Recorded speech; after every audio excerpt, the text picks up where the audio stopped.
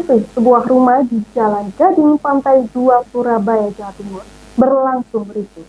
Petugas Polrestabes Surabaya bentrok dengan massa yang menentang eksekusi. Petugas dan massa terlibat aksi dorong untuk objek eksekusi. Dalam kejadian ini, seorang mengalami luka-luka.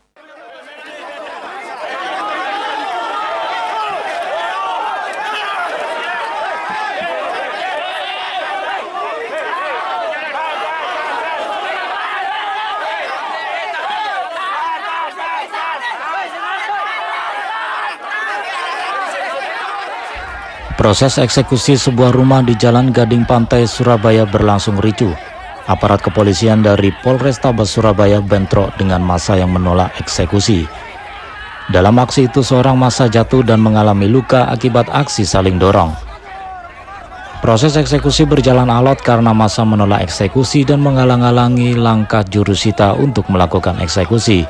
Hingga akhirnya petugas harus bertindak tegas dengan menyeret keluar tokoh-tokoh massa yang menentang eksekusi di depan pagar.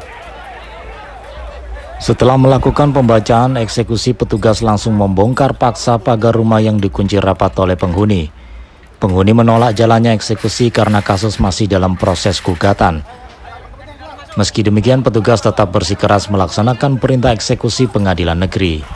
Bahkan penghuni rumah Wienan dan istri keluar membawa senjata tajam dan linggis untuk berusaha menyerang, namun usaha itu dicegah oleh anak mereka yang tak ingin terjadi tindak kekerasan. Eksekusi ini dilakukan oleh Pengadilan Negeri Surabaya setelah mendapat permohonan eksekusi dari Li Andri. Li Andri yang membeli rumah ini sekitar 2,5 miliar rupiah dari proses lelang, namun tak segera bisa menempati rumah karena pemilik nama masih tinggal di dalamnya. Nomor 42X 2022 PNSB untuk melaksanakan eksekusi pengosongan aset. Itu berdasarkan putusan dan inkrah apa lelang atau gimana? Permohonan dari pemohon eksekusi berdasarkan proses lelang sebagai pemenang lelang. Siap. Untuk yang ditanyakan inkrah tadi gimana, Pak? Kalau materi perkara, mohon maaf kita tidak bisa jawab, Pak. Sementara itu, termohon eksekusi menolak eksekusi karena kasus sengketa tanah ini masih dalam proses gugatan.